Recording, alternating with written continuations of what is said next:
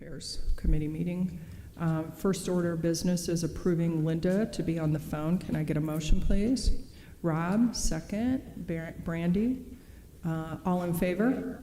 Aye. Any nays? Okay. Welcome, Linda. Thank you. So our first order of business is approval of the minutes. We have several: February 8th, 2024, May 9th, 2024, June 25th, 2024, July 11th, 2024, July 23rd, 2024, and August 27th, 2024. Can I get a motion to put that on the floor? Mr. Couch and Ms. Duncan. All right. Are there any corrections? Betty? I see where it mentions, I'll make sure I'm looking correctly, November 28th, 2023. If I'm reading correctly. What page is that on? I'm on the agenda page. Tuesday. Oh, you know what? Back off. Never mind. Because I'm looking at March. Thank you. Okay. Yes. It's all okay? It's all okay. Okay. All right. All those in favor? Aye. Are there any nays? Okay, thank you.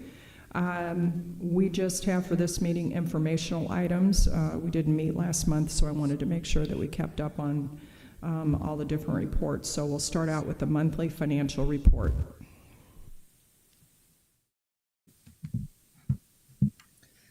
Thank you, Madam Chair. Hello. Before you have in the packet July financials. We are 7 months through the fiscal year. A couple things to bring up today as we discuss July. First, I want to reiterate that PPRT, we have 2 more distributions that will be coming in for 2024. That next one will be coming October. So in about next week sometime we should have those figures. And then I was recently just at a conference, and Brad Cole from IML had stated that they are doing another revenue update. So there should be another revenue magazine for those of you who like to reference IML that should be coming out October or November. So once we have the October data in the IML, we will be looking at this revenue. This revenue will also be discussed at our at the committee meetings next month when we discuss budget. We were conservative in FY24, and we are also projecting in FY25 to be more conservative. And just to remind you that this is due to the state having to fix their formula and clawing back some of the revenues that they over distributed to local entities. So that's something we have to keep an eye on. Outside of PPRT, all funds, we look to be favorable between revenues and expenses. The favorable expenditures, we also have to keep in mind that we have encumbrances that go against those expenses. So I looked at personnel today. So with what we have expended as of this last September payroll, with the outstanding encumbrances, we're targeted to be about 86.57% of personnel budget. So as the year goes on, we can look at those sporadically and see how we're trending.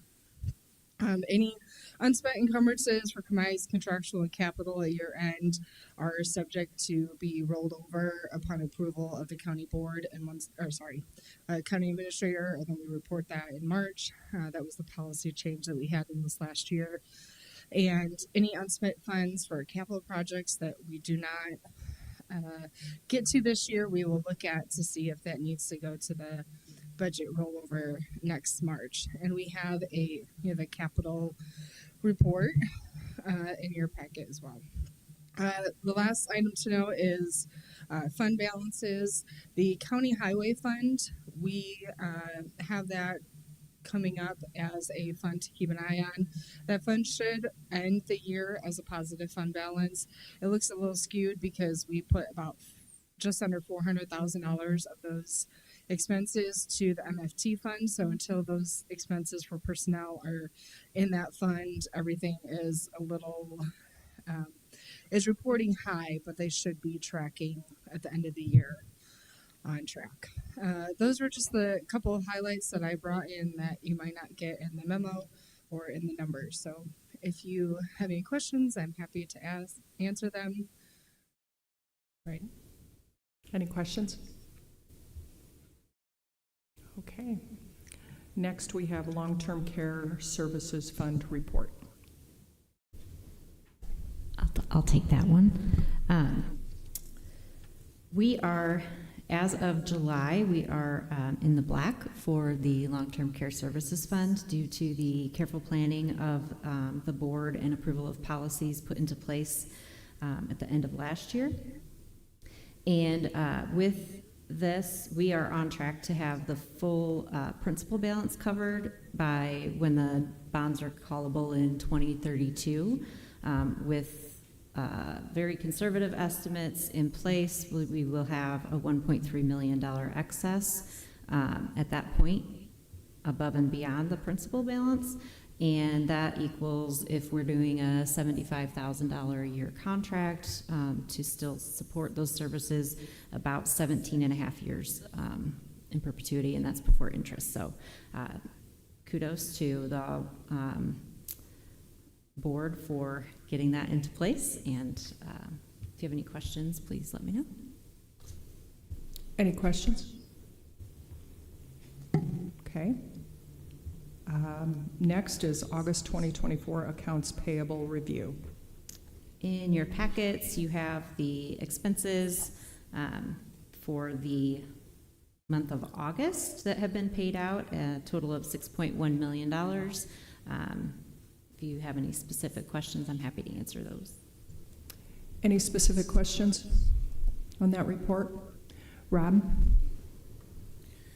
At one point you said that we were going to be able to go somewhere and click on a site and it'll show us all the information we need on each expense. Is that available yet? It is kind of available. It's ready to be released for the AP side, but it also has a personnel piece to it, and we are working with the provider to make it so you can't see any individual person's salary. And so hopefully after the budget book is done, we'll be able to redirect our attention back to that. I think it should be a quick thing, and then this fall we should be able to have that available. And then you can, I would actually like to do like a little tutorial if possible on it, because there's some really neat features in there, and you can pull things up different ways to get a really good picture. Okay, thank you. Mm-hmm. Additional questions? Okay. Next is Peoria County Capital Projects, Funding Sources and Progress. Also in your packets, you have the updated payments to date, the budget schedule for all the different projects, and there are a lot of projects going on. So I know Jim in purchasing has been very busy with doing RFPs and putting bids out and approving requisitions. So if you have any specific questions on those, I'm happy to answer. Specific questions for Heather? Okay.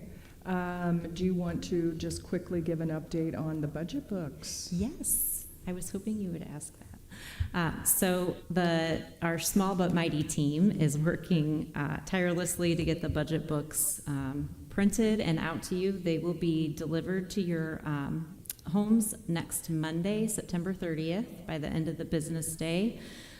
We are working on starting printing hopefully tomorrow. We've had a few little hiccups with the software, but we're going to get those all figured out and have a budget book to you. If I can talk on the process after that real quickly. So you'll get the budget book on September 30th due to feedback that we took from all of you from last year's budget process.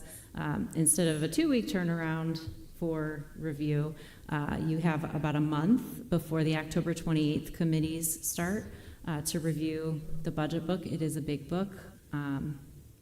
And I know every single one of you read all 600 pages or whatever it is. So I think if you have questions in the meantime, I think it would be preferable if you route them through your committee chair for that particular, for whatever items that you have questions on, and then they can contact me or Scott, and we can answer whatever questions you may have at that time.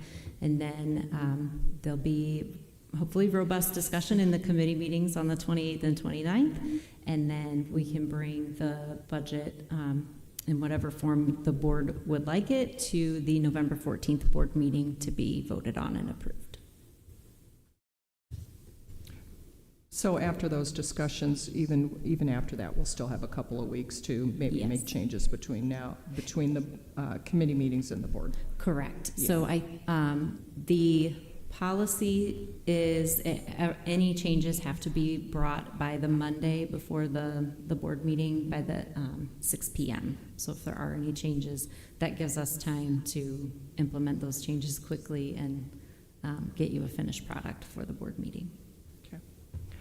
Are there any questions regarding that? Okay, we have no resolutions. Sharon. Oh. Sorry.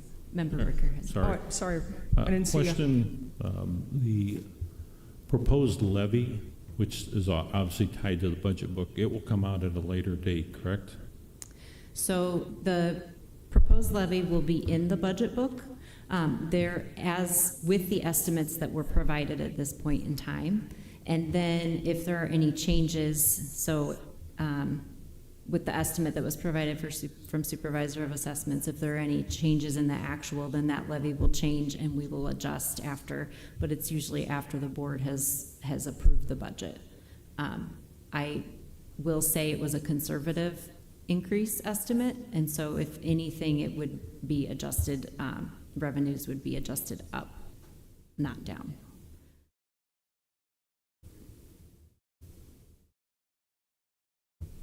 Okay. Any other questions? Okay, we have no resolutions. Is there any public comment? Miscellaneous? Okay, we're adjourned. Thank you.